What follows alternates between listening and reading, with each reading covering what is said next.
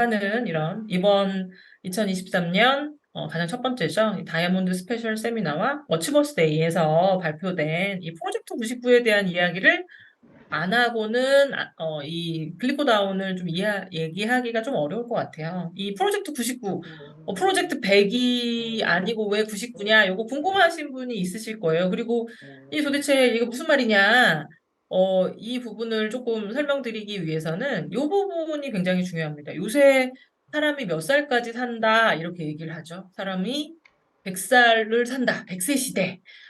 근데 이 100세 시대가 딱 100세까지 사람이 산다는 걸 사실 얘기하는 거는 아니에요. 요새는 뭘 얘기하냐면 100세 플러스 알파를 얘기하거든요. 사람이 100살보다 사실은 더 산대요. 근데 그게 어떻게 되어 있냐면 굉장히 인간의 어떻게 보면 세포 속에 이미 다 새겨져 있다. 인간의 자연적인 수명은 100세 플러스 알파인데, 여기 리더님들 다 이제 음소거가 되어 있으시기 때문에, 그래도 채팅을 지금 활발하게 활용하시기 때문에, 그럼 과연 인간은 몇 세까지 살 수 있을까요? 채팅에 한번 남겨주시겠어요? 인간의 자연적인 수명, 인간은 최대 몇 살까지? 150. 아유, 기가 막히게 예전에 한번 제가 했나요? 아니면은 요새 강의들 워낙 많이 들으셔가지고 그냥 재미가 없네요. 정답을 바로 확 맞춰버리셨어요. 아유, 이게 좀 경매로 이렇게 차차차 올라가야 되는데, 바로 맞춰버리셔서. 그래서 그 근거, 혹시 숫자적인 부분 잊어버리신 분들이 계실까봐 제가 또 근거 하나 몇 가지를 더 찾았거든요. 말씀을 드리자면, 인간의 모발 있죠, 모발. 이 모발의 수명이 5년 정도 된대요. 근데 모발이 한 번 나고 끝나는 게 아니라 그 같은 자리에 25번 정도 새로운 모발이 날 수 있대요. 이 모근을 근거로 해서. 그래서 5 곱하기 25 했더니 그게 125세더라. 그럼 인간이 가지고 있는 여러 다양한 부분 가운데, 이 모발만 가지고 얘기하는 거는 좀 너무 성급한 판단 아니냐, 이렇게 생각하실 수가 있죠. 그래서 또 얘기하는 게 있어요. 사람의 몸 안에 섬유아세포라고 하는 이런 세포가 있는데, 그 세포의 수명이 2.5년이고, 얘가 몇 번 복제될 수 있다? 50번. 50번 복제될 수 있대요. 그렇게 또 계산을 해봤더니 125세라고 하는 딱 그 지점에 가거든요. 그럼 왜 125세지, 150세냐? 이것도 궁금하실 거예요. 그리고 또 왜 모발은 25번, 섬유 아세포는 50번? 그거 어떻게 알아요? 여기 많은 리더님들이 텔로미어, 이제 공부 굉장히 또 많이 하시고 건강에 워낙 관심이 많기 때문에 세포 DNA의 말단에 텔로미어가 있다라는 것 알고 계시죠? 제가 오프라인에 가서 여쭤봤더니 어떤 리더님께서 정말 기가 막힌 답변을 하시더라고요. 신발끈이다, 신발끈. 자꾸자꾸 매주면 그 끈쪽이 닳아져 없어져가지고 나중에는 못 맨다. 맞아요. 세포의 말단에 DNA의 말단에는 텔로미어가 있는데 한 번 복제될 때마다 얘가 째깍째깍 줄어들어서 얘가 다 사라지고 나면 더 이상 세포 복제가 일어나지 않는다. 이제 그런 부분을 계산을 하는 건데 그럼 125세가 아니고 150세가 왜 정답이냐? 2009년에 3명의 과학자가 노벨 생리의학상을 탔습니다. 뭘 가지고 탔냐면 이 텔로미어가 째깍째깍 줄어들지 않도록 돕는 호르몬을 발견했어요. 그 약간 효소를 발견했어요. 텔로머라제라고 하는. 그래서 그런 어떤 과학적인 어떤 접근을 좀 시도하면 인간은 맥스 150세까지 살 수 있다. 이 150세라고 하는 이 수명 어떠신가요? 여기 리더님들 150세까지 사람이 사는데 좋으세요? 나 100살을 네. 장종원 리더님 고개를 굉장히, 근데 표정은 좀 좋지는 않으세요. 고개는 끄덕이시고 이렇게 하시는데, 표정은 어떡하지? 막 여러 생각이 좀 앞서죠. 왜 그럴까요? 왜? 100살, 내가 오래 산다는데. 사실은 이 프로젝트 150세가 아니고, 이 구글의 자회사 중에 한 회사가 인간을 500살까지 살게 하겠다라는 이런 프로젝트도 사실 하고 있거든요. 100살도 아니고 500살. 근데 좀 사실 무섭죠, 그렇죠? 왜 그게 무섭냐면 인간의 성장은 20살까지 된다라는 거 알고 계시죠? 20살까지 자란 다음에 몇 년 동안 늙는 걸까요? 이 구글의 프로젝트가 성공해서 자회사의 프로젝트가 성공해서 인간이 500살까지 살면 480년 동안 늙는 거예요. 인간이 480년 동안 늙는다. 150세로 놓고 보더라도 20살까지 성장을 하고 130년 동안 늙는 거거든요. 그 늙는 와중에 어떤 일이 벌어질까요? 건강과 관련된 굉장히 다양한 일들이 일어나요. 산다고 했지 건강하게 산다고 얘기 안 했고. 수명은 그때까지 이어질 수 있지만 인간의 건강 수명은 사실은 아직까지는 60대 중반, 또 좀 건강 관리하시는 분들은 여기에 플러스 11년을 하실 수 있대요. 70살까지. 70살까지 건강하게 살 수 있고 그럼 그 나머지는 뭘까요? 어디가 좀 불편하거나 아프거나 그렇기 때문에 뭔가 치료가 필요하고 아주 적극적인 개입이 필요한 상황이다라는 거. 근데 그게 예전에 80세 정도를 수명으로 놓고 보면 한 10년, 20년 아니면 길어봐야 한 30년 아프면 됐는데 이제는 몇 년 동안 아파야 된다? 480년 동안 아플 수도 있는 아니죠. 뭐 20살이니까 뭐 한 100세 이후에 조금 뭐 불편하기 시작을 해서 한 400년을 아파야 되는 그래서 이 프로젝트는 사실은 저는 개인적으로는 선언이라고 생각합니다. 이 뉴트라이트도 아메이의 선언. 어떤 선언? 리더님의 건강, 살아있는 이 어떻게 보면 행복한 이런 시간들을 99%까지 건강하게 채워드리기 위한 다양한 솔루션과 제품으로 사실 리더님의 건강을 서포트하겠다. 사실 굉장한 선언이죠. 99세도 아니고 내가 살 수 있는 그 모든 부분을 케어로서 컨트롤할 수 있도록 하는 이런 굉장히 야심찬, 굉장히 어떻게 보면 미래지향적인 선언을 2023년에 했고요. 그러면은 그 이전에는 프로젝트 99를 위한 노력을 안 했을까요? 아니요. 이미 리더님들께서는 다 첫 발을 떼셨어요. 뭐로부터? 마이크로바이옴적인 관리를 토대로 해서 나의 몸 안에 있는 사실은 미생물적인 관리를 굉장히 이전부터 하셨고 또 뭘 하고 계시냐면 근육 자산을 키우기 위해서 오늘 혈당 얘기하는데 근육 얘기 계속 나오거든요.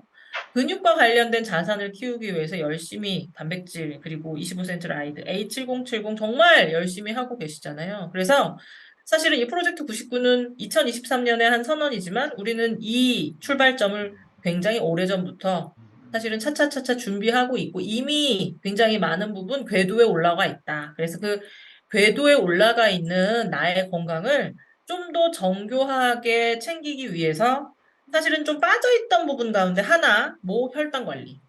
한국인에게 있어서 정말 뗄래야 뗄 수 없는 왜? 탄수화물을 너무나 좋아하시고 사랑하시잖아요. 그래서 이 혈당 관리에 대한 이런 부분을 새롭게 5월부터 하실 수 있도록 하는 좀 부족한 부분, 갭을 메우는 이런 측면이죠. 갭을 메우는 측면에서 글리코다운이 이제 새롭게 더 좋아져서 출시된다라는 거 말씀을 좀 드리면서요. 근데 나 아직 다른 거는 좀 그렇지만 당은 괜찮은데 이런 생각하실 수 있어요. 나 당은 괜찮은데. 어, 혈당 관리를 좀 나이 드신 분이 하는 거 아니야? 나는 상관이 없는데 나는 아직까지 당은 뭐 그렇지만 당은 괜찮다. 그런 분들을 위해서 준비했습니다. 우리 흔히들 이렇게 얘기를 하죠. 혈압과 혈당이 다른 거 너무 잘 알고 계시죠? 혈압과 혈당은 다르다. 혈압은 혈관이 받는 압력이고요. 혈당은 혈중에 있는 포도당의 수치. 이걸 혈당이라고 하잖아요. 다시 제가 또 질문 드려볼게요. 여기 리더님들 혈압은 누가 올리죠? 나의 혈압을 끌어올리는 거는 뭐다? 나의 혈압은 남이 끌어올려요, 남이. 내가 막 운전을 하고 있는데 뒤에서 빵 해가지고 나는 똑바로 하고 있는데 나를 갑자기 화나게 하거나 아이가 시험을 보고 왔는데 시험을 못 봤대요, 막. 주요 과목을 막 50점 맞아. 그럼 어떻게 되죠? 혈압이 팍 솟구쳐요. 혈압은 남이 올려요. 근데 혈당은 누가 올린다? 혈당은 내가 올려요. 혈당은 내가 먹어서 올리거든요. 그래서 내가 얼마나 혈당을 내 스스로 올리고 있는지를 알기 위한 탄수화물 중독 자가 진단표를 제가 준비해 봤습니다. 제 마음대로 만든 거 아니고요. 식품의약품안전처 페이지에서 이런 게 있대요. 정말 탄수화물 중독이 있대요. 탄수화물 중독 한번 10가지 간단하게 체크를 해보겠습니다. 본인에게 해당되는 게 있으면 지금 막 열심히 뭘 적고 계시는데 적지 마시고 손가락으로 한번 꼽아주시면 좋을 것 같아요. 적는 게 중요한 게 아니에요. 지금 시간이 딱 좋거든요. 점심 먹기 전이에요. 아침 먹었는데 점심 먹기 전인데 지금 출출하신 분 있죠. 배가 고파. 나 공부를 해야 되는데 출출해서 공부를 못 할까 봐. 지금 막 뭘 먹으려고 하고 있다. 손 꼽으시면 됩니다. 아침을 배불리 먹어도 점심 전에 배가 고프다. 빵, 과자, 떡, 무언가 먹기 시작을 하면 다 먹기 전에 내가 멈추지 못한다. 이런 분 있으세요. 그쵸? 이거는 근데 좀 억울하기도 해요. 과자 봉지 뒷면을 보면 한 봉지인데 1회 분량이 아닌 게 있어요. 황당하죠. 뜯었는데.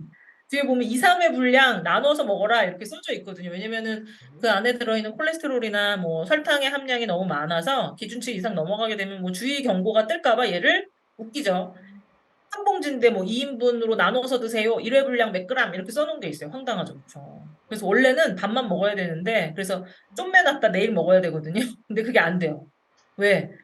다 먹어야 되잖아요. 왜냐면은 먼지도 들어갈 수 있고 습기가 들어가서 눅눅해서 못 먹을까 봐. 뜯으면 다 먹는다. 이런 분들.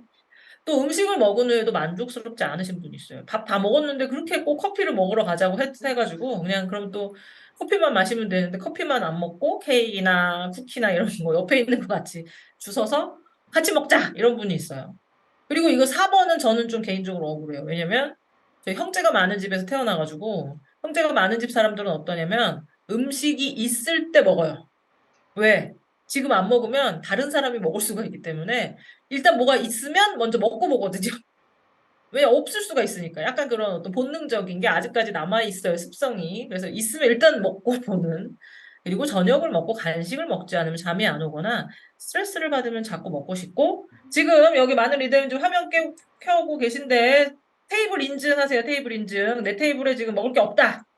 왜냐면은 지금 공부하시려고 먹을 거 챙겨놓고 지금 공부하시는 분 있잖아요. 과일이나 막 과자나 이런 것들 어제도 교육을 하는데 어떤 리더님께서 너무나 당당하게 빵을 드시면서 교육을 해가지고 탄수화물 중독을 얘기하는데 막 드시고 계시길래 빵 드시는 분이 있다 이렇게 얘기했더니 얼른 지금 아침이다 이렇게 얼른 변명을 하시더라고요. 아침을 난 지금 먹고 있는 거다 이러시는 분 있고 운전 중이신 리더님들 운전대 주변에 꼭 서랍을 열면 먹을 게 꼭 있는 분 있어요.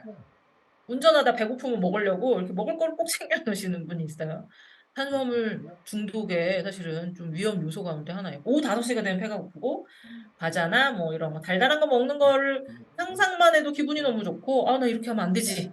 하지만 그게 3일도 못 간다. 이런 분이 있어요. 몇 가지나 해당되시나요? 본인의 해당 개수 저만 하더라도 한 4가지가 해당이 돼요. 한 가지는 억울하다고 말씀드렸죠? 배가 안 고파도 먹는 거 이거는 형제가 많아서 어쩔 수가 없어요. 근데 4가지만 돼도 식습관 개선이 필요한 상황. 3가지면 주의, 7개 이상이면 중독이다라고 좀 말씀을 좀 드리면서 지금 이렇게 보시면서도 굉장히 평정심을 유지하고 계시는 많은 리더님들에게 제가 또 한 가지를 말씀드리자면 제가 일부러 이 자료를 만들 때 살짝 트릭을 써놨어요. 여기 지금 이 페이지를 보시더라도 사탕이나 초콜릿이나 도너츠, 과자 이것도 보면 쿠키, 초코 쿠키가 있죠. 그래서 이런 걸 보시면서 속으로는 손가락은 사실은 5개, 6개를 꼽으셨지만 이렇게 생각하시는 분이 있어요. 아유, 난 저기 뒤에 있는 이미지 같은 거는 나는 안 먹어. 나는 저런 거 안 먹어. 나는 한식파야. 이런 분이 있어요. 그래서 준비했습니다. 한식파이신 리더님을 위해서. 굉장히 많은 리더님들이 한식파잖아요. 여성 리더님, 나 그런 거 안 먹어. 나는 밥이랑 국이랑 김치만 먹어. 나는. 그런데 어떠시죠? 체지방이 많아요. 체지방이 많죠. 그렇죠? 여성분들 몸무게가 많이 나가지 않지만 체지방이 많은 경우가 어떠시죠? 굉장히 많습니다. 그래서 바디키 식사 대용 쉐이크 브레인 교육 자료를 준비하면서 이제 준비했던 자료인데 이 타임에 딱 적합해서 제가 지금 보여드리고 있는데 실제 밥국 김치만 드시면 그 음식 안에 탄수화물의 비중이 얼마일까요? 87%에 거의 90%예요. 한국형 비만의 원인은 사실은 지금 앞서 보여드렸던 뭐 과자나 사탕, 이건 뭐 애들 얘기죠. 과자나 사탕, 도너츠를 많이 먹어서가 아니고요. 혹은 기름기 있는 고기를 막 맨날 맨날 튀김을 맨날 먹어서가 아니고 사실은 탄수화물이 원인이 되는 경우가 많아요. 탄수화물 위주. 왜냐면 내가 먹는 음식 가운데 물론 열량은 내가 얼마나 먹었는지에 따라 달라져요. 김밥을 한 줄 먹었을 때와 김밥을 2줄 먹었을 때 한 줄은 500칼로리, 2줄은 1000칼로리 다른데 그 안을 구성하고 있는 탄단지의 비율은 변하지 않는다. 그래서 이렇게 먹으면 사실 집에서 김밥 싸보시면 어떻게 되죠? 전기밥솥에 제가 오랜만에 뭐 좀 출장도 많고 하다가 집에 오랜만에 왔더니 전기밥솥에 시간이 100시간이 넘었더라고요. 100 이렇게 써있더라고요. 처음에는 눈을 의심했어요. 저게 가능한 건가. 100시간이 넘어가지고 100H 이렇게 되어 있어가지고 뭐가 잘못됐나 했더니 밥이 누렇게 됐더라고요. 근데 집에서 주먹밥이나 김밥 싸보면 어떠시죠? 밥솥이 훅 비어요. 탄수화물이 굉장히 많이 들어가요. 근데 김밥 싸서 김밥 드셔보시면 어떠냐면 한 줄 먹고 배가 안 차거든요. 먹고 나서 배고파요. 근데 열량은 높습니다. 국수도 마찬가지. 이런 음식들이 사실은 굉장히 탄수화물이 많기 때문에 사실은 이게 사실 한국에 있어서의 어떤 다양한 대사성 질환의 사실 원인으로 좀 얘기가 되고 있어서 탄수화물을 줄여라. 이미 2015년부터 1세 이상의 모든 연령에서 탄수화물의 섭취량을 55에서 65%까지 낮춰라. 체중 조절을 하려면 절반으로 낮춰라. 전체 열량 섭취량을 좀 낮추라는 거예요. 왜냐면 전체 열량 중에 이제 탄수화물이 차지하는 비율이 지금 내가 자주 먹는 음식들로만 보더라도 8, 90%. 특히나 여성분들 같은 경우에 국수, 빵 좋아하시면 그냥 탄수화물로만 먹고 산다라고 할 수 있기 때문에. 그래서 사실 주의가 좀 필요해요. 근데 왜 또 더 주의가 필요하냐면 요새 나오는 이런 다양한 기사들, 데이터들이 심상치 않기 때문에 그래요. 나는 당 관리 괜찮다라고 생각을 했는데 실제 굉장히 젊은 연령대에 있어서의 젊은 당뇨 환자의 증가세가 굉장히 가파르다. 일형 당뇨라고 하는 것은 선천적인 요인이에요. 췌장에서 인슐린 자체가 아주 어렸을 때부터 분비되지 않기 때문에 굉장히 선천적인 요인이다라고 한다면 지금의 2030의 젊은 당뇨, 일형 당뇨가 원래는 사실 성장이 끝나고 바로이기 때문에 선천적인 위험 요인이 훨씬 더 많았지만 지금은 이 젊은 연령대에서도 이형 당뇨, 이건 퇴행성의 문제거든요. 인슐린 저항성이나 췌장에서의 인슐린이 분비되더라도 제대로 일하지 못하기 때문에 생기는, 그래서 사실 굉장히 연세가 많으신 어르신들 혹은 노화로 인한 문제로 많이 얘기되던 이런 이형 당뇨의 젊은 층의 유병률이 굉장히 높아졌다. 이런 부분들. 근데 그러면 이건 우리나라만의 이야기일까요? 사실 우리나라만의 이야기도 아니에요.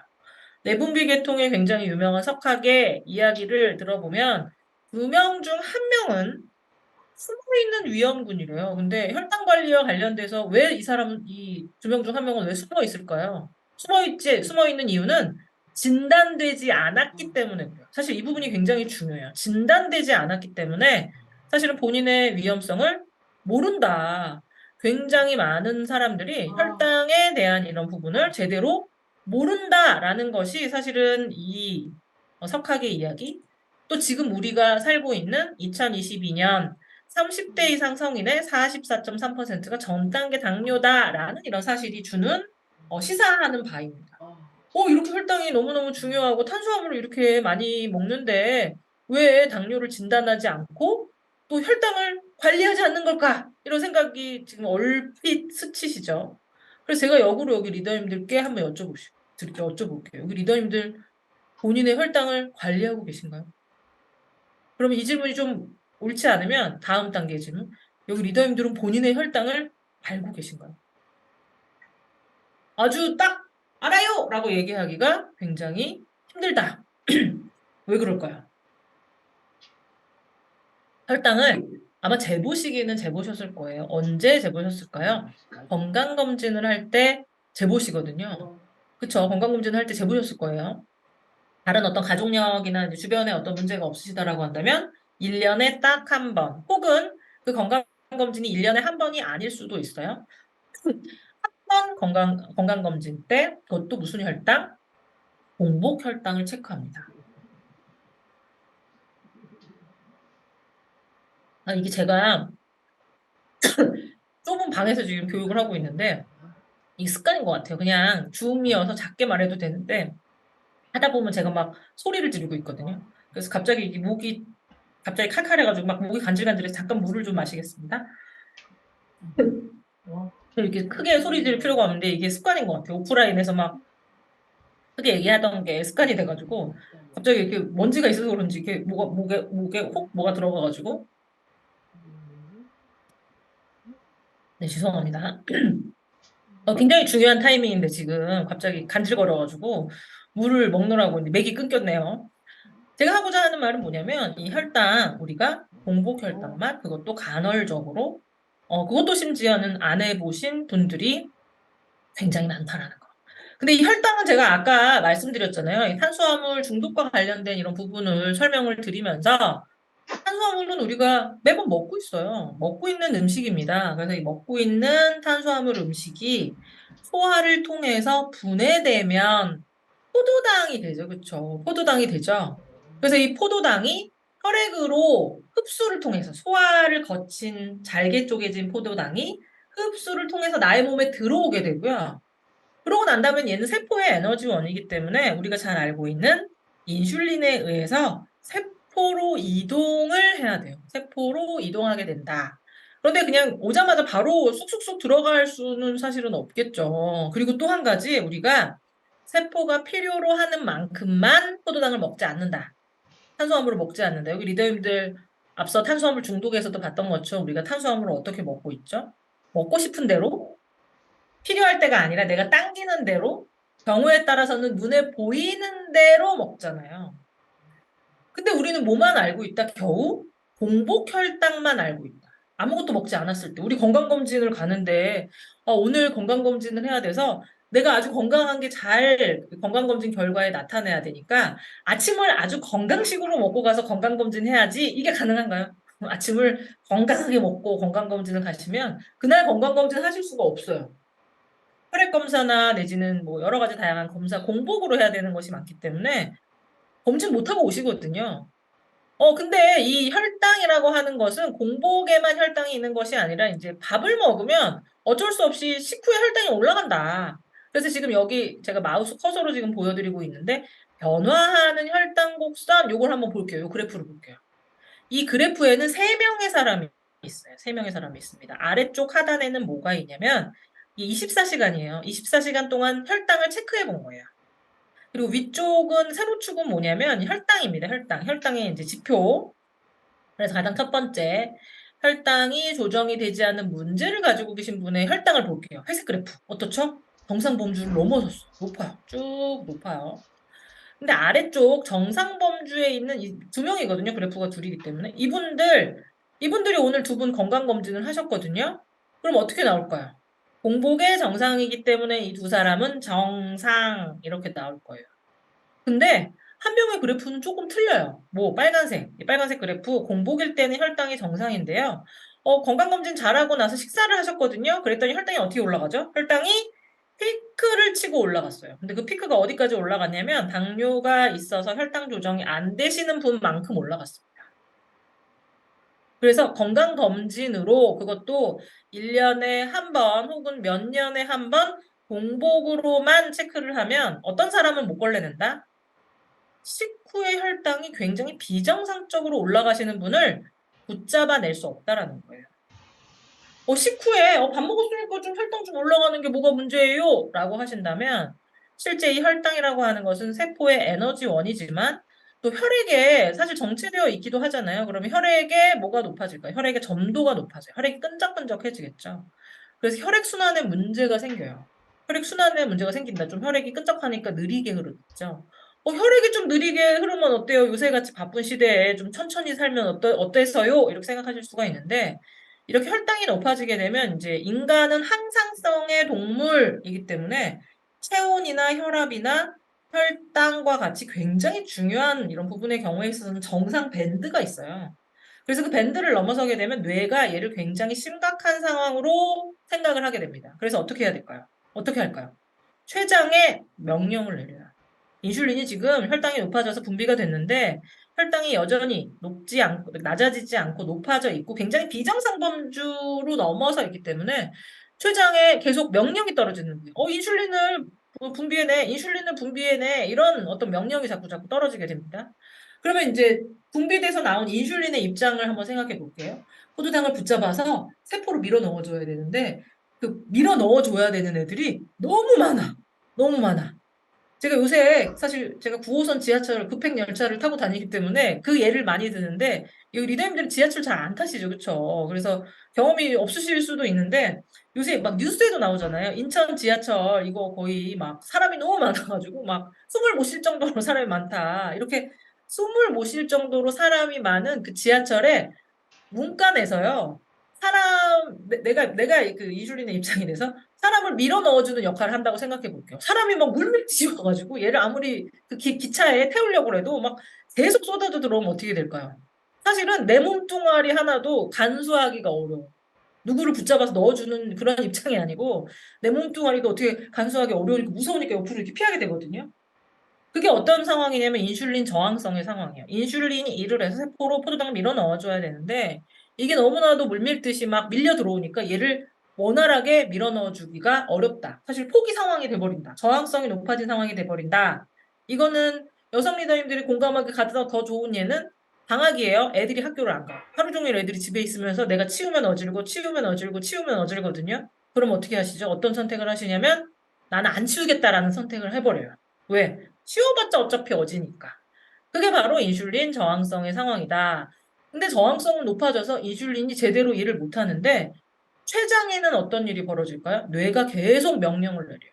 혈당이 떨어지지 않으니까. 췌장 계속 만들어내. 그럼 췌장이 쉬지 않고 계속 인슐린을 그것도 원활하게 일도 못하는 인슐린을 자꾸 만들어내야 되면 종국에는 어떤 일이 벌어질까요? 이 당뇨 전 단계 상황, 특히나 식후 혈당이 굉장히 비정상적으로 올라가는 상황이 자꾸자꾸 반복이 되면 그냥 그 상황으로만 머무는 것이 아니고요. 나중에는 어떻게 되냐면 췌장에서 인슐린을 만들어내는 그 기능 자체에 문제가 생기게 돼요. 그래서 굉장히 길지 않은 시간이죠. 5년 이내에 당뇨로 발전될 가능성이 사실은 굉장히 높다. 그래서 이 당뇨 전 단계라고 하는 이런 부분, 특히나 이 혈당 스파이크, 식후의 혈당이 높아지는 식후 고혈당의 상황은 사실은 잘 알 수가 없기 때문에 우리가 흔히들 무언가를 정복하고 이겨내려면 나를 알고 적을 알아야 한다라고 얘기하는데 적도 모르고 나도 모르는 상황이 바로 혈당과 관련된 문제이다라고 설명드릴 수가 있겠습니다. 그래서 이 당뇨 전 단계 30대 이상 성인의 사실은 거의 10명 중 4명, 65세 이상의 경우에 있어서는 2명 중 1명일 정도로 사실은 이 당뇨 전 단계와 관련된 이런 부분에 데이터의 증가세가 굉장히 가파르다라고 조금 말씀드릴 수가 있고요. 또 굉장히 재미있는 거 한번 볼게요. 여기 당뇨와 관련된 지표예요. 1년에 한 번 건강검진을 해서 이제 공복고혈당을 체크하셨는데 당뇨의 진단 기준이 126 이상이에요. 근데 혈당 검사를 했는데 공복혈당이 125가 나왔어요. 그럼 어떻게 될까요? 그럼 재검이 떠요, 재검. 다시 와라. 다시 와서 공복혈당을 다시 한번 또 체크하시고, 그렇게 수준이 높았을 때는 뭘 체크하냐면, 이제 당 부하 검사를 해요.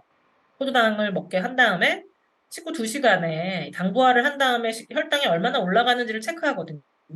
그래서 진단할 수 있는 당뇨의 진단 기준은 식후 2시간 혈당 200 이상이에요. 근데 또 얄궂게도 식후 2시간 혈당을 체크를 했더니 검진 결과가 199가 나왔어요. 그럼 어떻게 될까요? 199가 나왔어요. 그러면 조금 있다가 오세요. 이렇게. 조금 있다가 와라. 왜? 왜냐면 90점이면 학교에서도요. 90점이면 수지만 89점이면 우잖아요. 1점밖에 차이가 나지 않고 사실 그 두 사람의 실력 차는 그렇게 나지 않는다 하더라도 뭔가 한가름하는 경계의 선이 있어요. 그래서 그 선을 넘어야지 뭔가 의료적인 어떤 개입이나 뭔가의 어떤 처방이 가능하다. 그래서 사실은 그분 199, 125 사실은 이미 정상적인 범주를 굉장히 많이 넘어서 정말 한 알의 차이이지만 사실은 더 나빠지고 와야 하는 이런 어떤 상황이다. 그래서 그리고 또 게다가 식후나 이런 부분들은 조금 평소에 알 수 없는 이런 어떤 부분이기 때문에 이 혈당과 관련된 이런 부분에서는 그냥 한순간에 어떤 혈당 체크뿐만이 아니라 사실은 조금 평균적인 혈당의 수준, 나의 혈액 내에 있어서의 포도당의 어떤 수준이 얼마 정도인지는 한 번쯤은 가능하면 확인하면 좋다. 건강검진 결과를 보시면 아마 당화혈색소 혹은 헤모글로빈 A1C, 그래서 HB1AC라고 하는 이런 약자로 포도당 관련된 이런 결과치가 더 있으실 가능성이 높거든요. 이거는 어, 2, 3개월간의 평균적인 그 혈당을 얘기를 해요. 그래서 이 수준이 6.5 이상이면 사실 당뇨로 보고 있습니다. 공복은 낮더라도 식후에 혈당이 막 롤링하면 어떻게 될까요? 평균적인 혈당 수준이 높아지겠죠, 그렇죠? 그래서 그 부분을 한번 체크해 보실 것, 건강검진 결과가 있다라고 한다면 결과를 조금 면밀히 한번 좀 살펴보시면 좋으실 것 같고, 당화혈색소, 헤모글로빈 A1C 이게 뭔가요? 당화, 혈색소 이 글자는 사실 두 개가 결합되어 있는 거거든요. 이 헤모글로빈, 이 혈색소가요. 당화된 수준을 보는 거예요. 이 당화됐다는 게 뭐죠? 여기 그림에 기가 막히게 그려져 있어요. 헤모글로빈에 설탕이 들러붙은 거예요. 이 헤모글로빈은 산소와 영양분을 운반하는 운반체인데 여기에 혈액 중에 당이 너무 높으면 헤모글로빈에 설탕이 착 달라붙은 거죠. 그래서 얘가 원래 해야 되는 영양분과 산소를 운반하는 역할이 잘 될까요? 안 될까요? 군식구가 들러붙었어요. 무겁게. 나도 좀 데리고 다녀 이러면서 들러붙었거든요. 원활하게 되지 않는다. 라는 이런 부분을 좀 설명을 드리면서 이렇게 평소에 사실은 건강검진에 조금 체크되지 않는 이런 식후 혈당과 관련된 이런 부분, 혹시 만약에 오늘 교육을 받으시는 리더님 중에서 가족력이 있다. 이 당뇨의 가족력은 뭐죠? 부모님이나 형제 자매 중에 당 관리를 하시는 분이 있다라고 한다면 정말 강력하게 추천드리는데 식후 1시간 혈당을 한번 체크해보자. 어떻게 체크해요? 이렇게 가족력이 있는 분들의 집에는 그 당뇨 관리를 하셔야 되는 분의 집에는 자가혈당 측정기가 있으실 거예요. 그게 뭐 아주 어렵지 않거든요. 그냥 콕 찔러가지고 혈액이 조금 나오면 이제 그걸 가지고 바로 톡 체크하면 이제 혈당이 나오는데, 혈당이 이제 검사돼서 나오는데, 특히나 뭐를 한번 체크해보자. 식후 1시간 혈당을 체크해보자. 식후 1시간 혈당, 사실 뭐 건강검진이나 이런 부분에서 체크하지 않는 부분인데 조금 의미가 있는 데이터로 지금 많이 보고 있습니다. 이게 뭐냐면 내가 음식을 먹으면 앞서 설명드렸던 것처럼 탄수화물이 포도당으로 분해돼서 혈액으로 물밀듯이 밀려 들어온다. 그 물밀듯이 밀려 들어와서 혈액의 수준이 높아지는 첫 번째 타이밍이 바로 식후 1시간이래요. 음식을 먹기 시작해서 1시간 됐을 때. 그 타임에 그러면은 어떤 일이 벌어지냐면 췌장의 첫 번째 명령이 떨어지겠죠. 인슐린을 분비해! 이렇게. 우리가 흔히들 적군이 쳐들어오면, 물론 포도당은 적군은 아니에요. 내 몸에 필요한 에너지원이지만 적군이 쳐들어올 때 이 적군과 잘 싸우려면 어떻게 해야 되죠? 1차 방어선이 튼튼해야 돼요. 1차 방어선이. 적군이 막 밀려오는데 막 본진까지 그냥 넉넉히 있을 수는 없잖아요. 경계를 딱 만들어가지고 거기서 일단은 승부를 봐야 되잖아요. 그게 바로 식후 1시간 혈당이다. 췌장이 1차 높아진 혈당에 대응해서 분비돼서 뭔가 작동을 하는 이런 어떤 그 타이밍이 식후 1시간인데 그래서 그 식후 1시간이 어느 정도 수준만큼 조절되지 않으면 얘는 뭘 얘기하냐면 인슐린 분비 기능성이 떨어졌다라는 것을 알 수 있는 지표가 된대요. 식후 1시간이 145 미만 혹은 어떤 좀 이건 좀 타이트한 데이터인데 어떤 분들은 어떤 또 의사분들은 155 미만까지 식후 1시간 혈당을 조정해야 된다. 왜? 그 1시간에 혈당이 조정되지 않으면 혈당이 지나치게 치고 피크를 치고 올라가기 때문에 어떤 일이 벌어지냐면 인슐린 저항성도 높아질 수 있고 또 한 가지 췌장에도 계속 명령이 떨어져서 얘를 끌어내리기 위한 명령이 지속적으로 반복이 되기 때문에 췌장 기능에도 종국에는 이제 췌장에 부담을 줘서 문제가 생길 수 있다라는 거. 그래서 혈당 관리를 위한 위험성을 예측하는 미연을 예측하는 거죠. 예측하는 굉장히 중요한 어떤 지표로서 식후 1시간 혈당. 요거는 한번 집에 혹은 근처에 자가혈당 측정기 아주 비싸지도 않아서 한 번 정도 얘를 1시간 혈당을 좀 체크해서 나의 혈당이 얼마나 식후에 피크를 치고 올라가는지 인슐린 저항성이 얼마나 높은지에 대한 이런 부분 한번 체크해 볼 만한 가치가 있다라고 조금 말씀드릴 수 있고요. 이렇게까지 설명을 또 드리면 이렇게도 생각을 하실 수 있어요. 이게 뭐, 할 게 너무 많다. 탄수화물을 많이 먹으면 혈당도 높아지고, 그러면은 뭐, 당뇨도 생긴다고 하고, 사람들이 뭐, 4명 중 뭐, 1명이 뭐 되게 많이 혈당과 관련된 문제를 가지고 있다고 하니, 그러면 나는 포도당을 정말 안 먹어버리겠다. 요새 유행하는 저탄고지 혹은 저탄고지를 넘어서 나 무탄고지를 하겠다. 이렇게 생각하실 수 있거든요. 근데 그게 가능하다, 가능하지 않다? 가능하지 않다. 왜? 포도당 같은 경우 사실은 뇌와 적혈구가 쓰는 굉장히 중요한 에너지원이기 때문에 얘가 없으면 사람이 사실은 살 수가 없다. 그래서 어떻게 먹어야 되냐면 굉장히 건강하게 먹어야 되고요. 또 건강하게 활용될 수 있도록 하셔야 돼요. 건강하게 활용될 수 있도록 하는 거 첫 번째는 뭐가 있을까요? 천천히 내 몸에 들어오는 탄수화물을 먹자. 천천히 들어온다라는 건 뭘까요?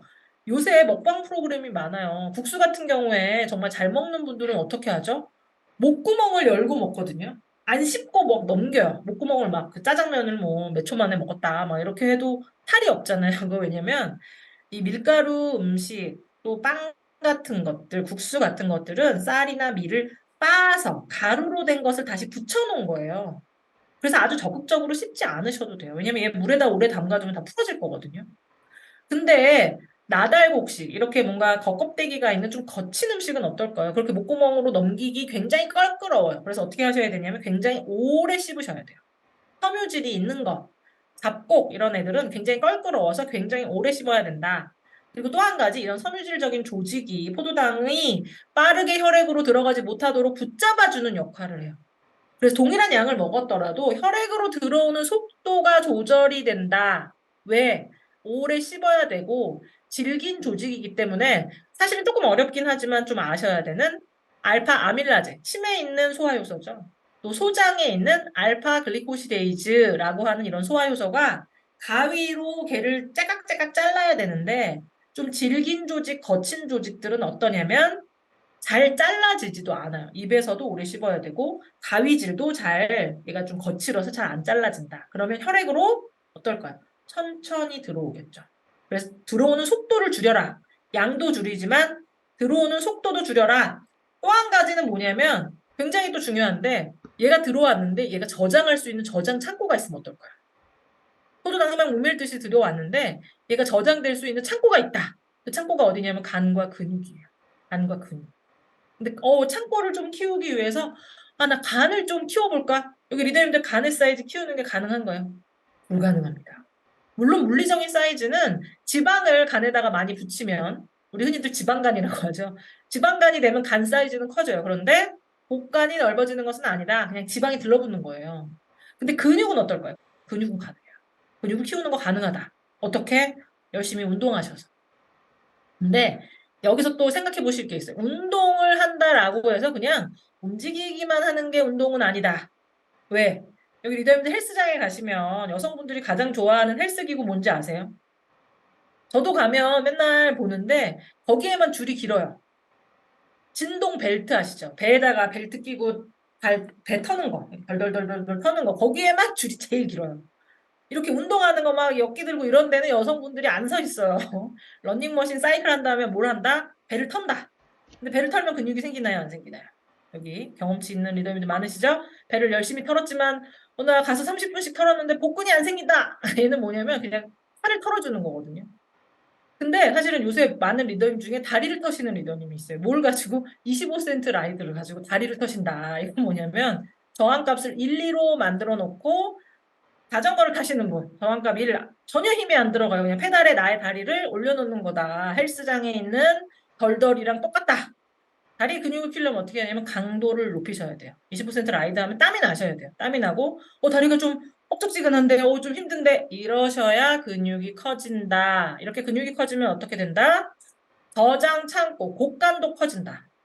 혈당 조절에 굉장히 중요한 역할을 근육이 한다라는 것 기억하시면 좋으실 것 같습니다. 이렇게 혈당 왜 자꾸 나에게 귀찮게 혈당 얘기를 하냐? 혈당이 높아지면 혈액이 지나가는 도로죠. 좁은 도로인 미세혈관에도 문제가 생기고 거대 혈관인 큰 도로에도 문제가 생겨요. 그리고 또 혈당이 조정되지 않기 시작하면 높아지기만 하는 것이 아니라 떨어지기도 하거든요. 떨어지면 무슨 문제가 생길까요? 뇌와 적혈구의 유일한 에너지원인 포도당 공급이 되지 않기 때문에 사람이 사실은 살 수 없다. 이런 문제까지 혈당에 대한 이런 문제로 일어날 수 있고 거대 혈관, 뇌와 심장. 미세 혈관 어딜까요? 망막, 콩팥, 신경.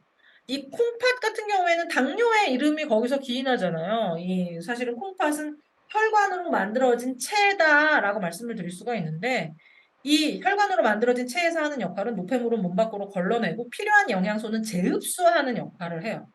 근데 몸 안에 포도당이 너무 많아서 얘를 너무 많이 재흡수해야 되면 너무 넘쳐나니까 막 콩팥으로 가가지고 막 계속 얘를 걸러내야 되면 나중에는 어떻게 되냐면 체가 성그러지겠죠.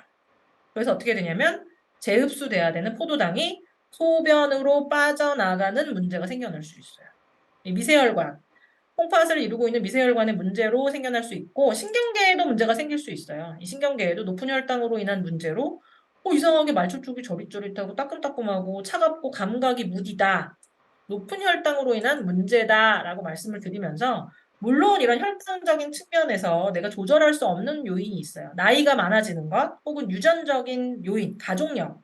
하지만 분명히 조절할 수 있는 가능성이 여기저기 열려 있습니다. 체중이 너무 많이 나가거나 탄수화물을 너무 좋아하거나 운동을 너무 안 해가지고 근육이 적어서 고관이 적거나 혹은 좀 기존에 여러 문제를 가지고 있는 분들 이러면은 이제 본인의 문제를 알고 관리하셔야 되겠죠.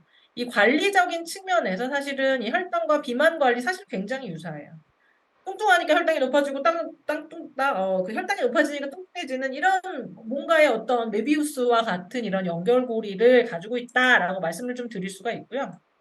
그래서 생활 습관적인 관리도 그렇기 때문에 다이어트, 체중 조절적인 측면과 굉장히 유사하다. 뭔가 섬유질이 많이 들어있는 또 너무 단순당을 섭취를 조금 제한해야 되고 비타민, 미네랄적인 섭취도 굉장히 신경 쓰고 운동도 해야 된다. 이 바디키랑 굉장히 비슷하죠, 그렇죠? 뭔가 건강을 관리하는 이런 어떤 측면으로서 혈당 관리하셔야 되고 여기에 플러스로 함께 할 수 있는 누트라이트 글리코다운까지 함께 하신다면 정말 금상첨화겠죠. 그쵸? 금상첨화.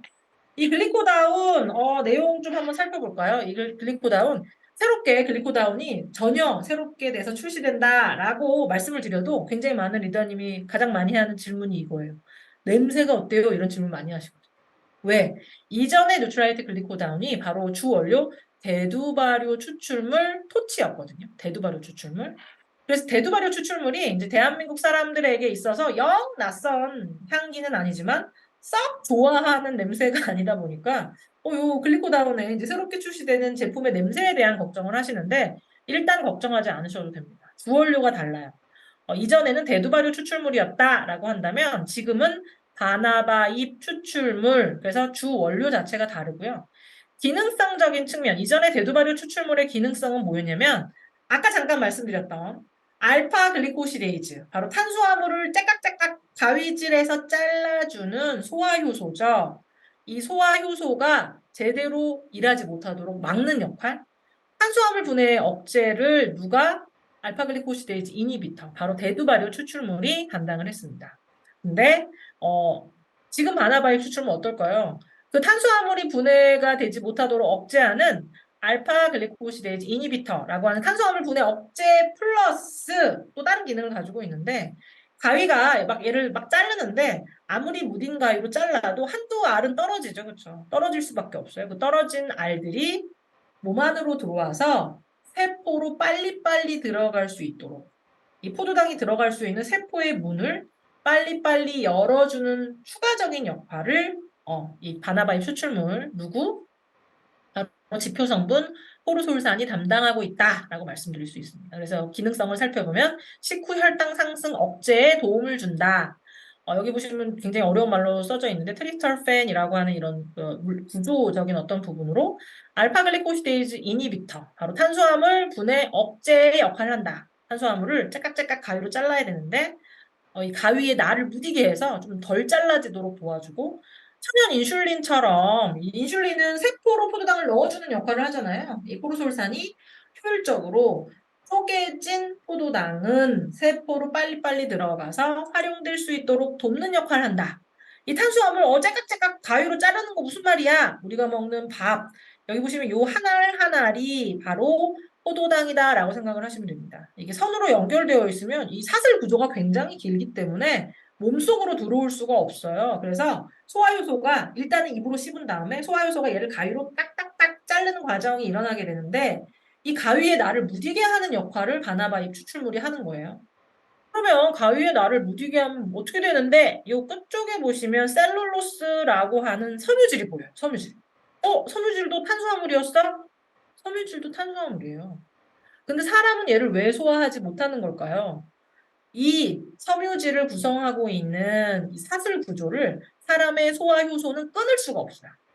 그래서 얘를 덜 끊어지게 한다라고 하면 어떡해요? 입자가 크기 때문에 소화 흡수가 안 된다. 몸 밖으로 배출될 수 있는 이런 가능성을 열어두는 거죠. 그래서 가위에 날을 무디게 하는 역할에 있어서의 의미를 조금 말씀을 드렸고, 인슐린, 세포로 들어가서 세포의 열쇠를 열어준다. 그러면 그 안에 들어있는 글루코스 트랜스포터라고 하는 통로가 있어요. 이 게이트 문이 활짝 빨리빨리 잘 열려서 혈중에 있는 포도당이 세포로 쏙 들어가게 도와준다. 얘가 빨리빨리 못 들어가면 어떻게 될 거야?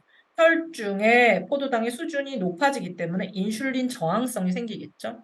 또 췌장의 부담이 가중되겠죠. 그래서 덜 쪼개지도록 하고 쪼개진 것들은 빨리 세포로 이동해서 인슐린 저항성을 자극하지 않게 또 췌장의 부담을 주지 않게 도와주는 역할을 이 바나바잎 추출물이 담당하고 있다라는 것 말씀을 드리면서 이 바나바잎 추출물 인체 적용 시험의 결과를 살펴보면 식후 혈당을 굉장히 유의적으로 감소하는 인체 적용 시험의 결과를 확인하실 수가 있고 여기에 플러스로 앞서 설명드렸던 굉장히 유의미하다고 말씀드린 식후 1시간, 식후 2시간까지의 혈당을 낮추는 이 바나바잎 추출물의 문헌 자료를 확인하실 수가 있습니다.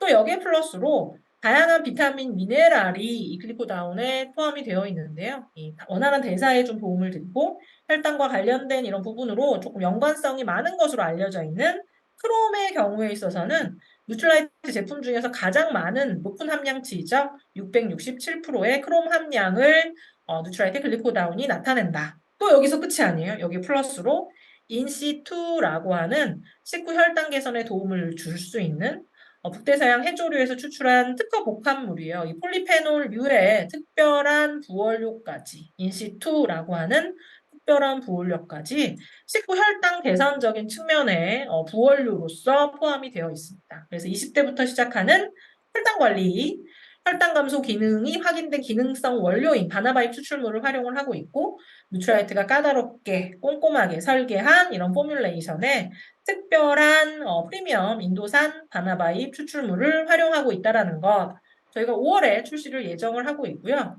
15일 섭취 후 식후 혈당 감소에 도움, 또 누트라이트가 까다롭게 꼼꼼하게 설계한 포뮬라로서 이번에 소용량과 대용량이 동시에 함께 출시가 됩니다. 또 이 출시를 기념하는 특별한 출시 프로모션까지 대용량과 함께 오메가3 밸런스 미니가 공급이 되는 특별한 프로모션까지 저희가 준비를 하고 있습니다. 프로젝트 99를 위한 특별한 이런 어떤 내용으로 누트라이트 글리코다운 5월에 출시 기대 많이 해주셔도 좋으실 것 같고요. 요새 저희가 교육 끝나고 이제 설문을 조금 받고 있습니다. 그래서 설문이 가능하신 리더님은